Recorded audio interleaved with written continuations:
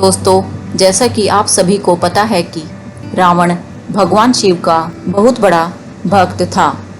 रावण बहुत विद्वान था। रावण के पास इतनी शक्तियां थी कि उसने देव, यक्ष, गंधर्व को बंदी बना रखा था। एक बार भगवान शिव को प्रसन्न करने के लिए तथा अपना मनोवांछित वरदान पाने के लिए रावण भगवान शिव की तपस्या करने लगा। बहुत वर्षों तक तपस्या करने के पश्चात भी जब भगवान शिव प्रसन्न नहीं हुए, तब रावण अपना सिर काटकर भगवान शिव को चढ़ाने लगा। जब भी अपना एक सिर काटकर चढ़ाता, फिर उसके पास दूसरा सिर आ जाता। चूंकि रावण के पास 10 सिर थे, 10वां सिर काटकर जब वह चढ़ाने लगा, उसी समय भगवान शिव रावण के सामने प्रकट हुए। शिव ने रावण से कहा कि अपना मनोवांछित वर मांगो। तब रावण ने भगवान शिव से कहा कि यदि आप मुझ पर प्रसन्न हैं तो हमारे साथ हमारे लंका नगरी में निवास करिए।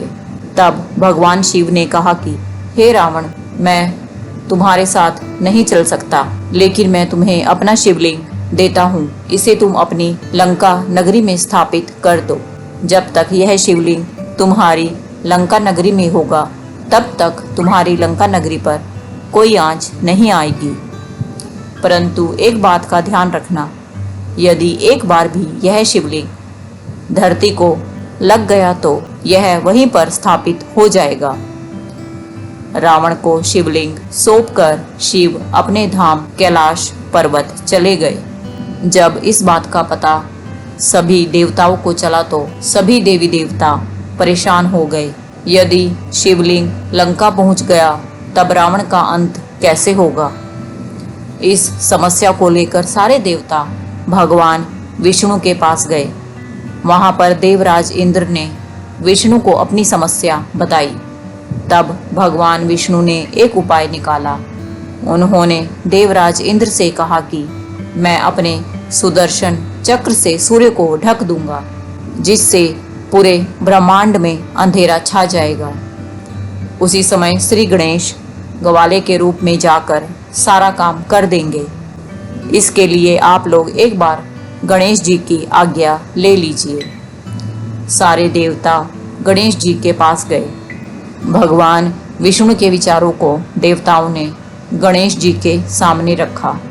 तब गणेश जी ने देवताओं को आश्वासन दिया कि इस कार्य में वो देवताओं की पूरी मदद करेंगे। रावण अपने पुष्पक विमान से अपने लंका नगरी को लौट रहे थे। रावण बहुत खुश था। तय योजना के अनुसार भगवान विष्णु ने अपना सुदर्शन चक्र सूर्य की तरफ फेंक दिया। सुदर्शन ने पूरे सूर्य को ढक लिया, जिससे पूरे ब्रह्मांड में अंधेरा छा गया। रावण का यह नियम था कि सूर्योदय और सूर्यास्त के पश्चात भगवान शिव की वह पूजा करता था। उसने अपने पुष्पक विमान को जमीन पर उतारा। फिर वह सोचने लगा कि वह शिवलिंग को कहाँ पर रखे। उसी समय गणेश जी एक ग्वाले का रूप रख कर पहुँचे। रावण ने ग्वाले से कहा कि हे ग्वाले, तुम इस शिवलिंग को थोड़ी देर पकड़ो। हमारे संध्या पूजन का समय हो गया है। मैं पुष्प लेने के लिए जा रहा हूँ। ग्वाले ने कहा, ठीक है। रावण उस ग्वाले को शिवलिंग थमाकर पुष्प तोड़ने चला गया। रावण के जाते ही गणेश जी ने शिवलिंग को वहीं जमीन पर रख दिया और अपने धाम चले गए। जब रावण पुष्प तोड़कर अपने पुष्पक विमान के पास पहुंचा, तब उसने देखा कि शिवलिंग जमीन पर स्थापित है। रावण ने शिवलिंग को उठाने की बहुत कोशिश की, लेकिन रावण से वह शिवलिंग नहीं उठा। वह वहीं पर स्थापित हो गया। निराश होकर रावण अपने लंका नगरी को वापस लौट आए। उसी गांव में बैजू नाम का एक ग्वाला रहता था। वह प्रतिदिन अपनी गायों को चराने के लिए जंगल जाया करता था। जंगल से जब वह लौटता तो देखता कि सभी लोग उस शिवलिंग पर फल, फूल और पुष्प चढ़ाते। यह बात बैजू को बिल्कुल अच्छी नहीं लगती।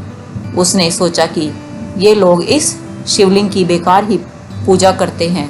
जो लोग भूखे प्यासे होते हैं उनको न तो कोई खिलाता है न ही कुछ पिलाता है, फिर इस बेजान शिवलिंग पर फल फूल दूध चढ़ाने का क्या मतलब निकलता है।